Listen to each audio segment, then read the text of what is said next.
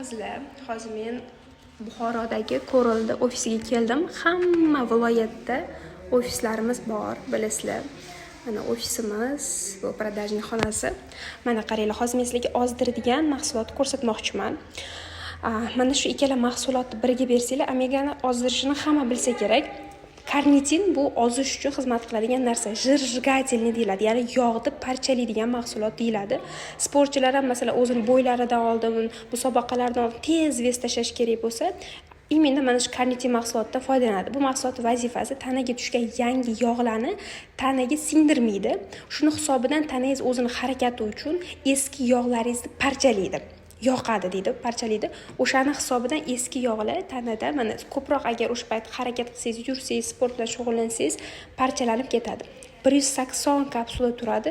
Kuniga 2 tadan ichilganda ham bu sizga 3 oyga yetadi.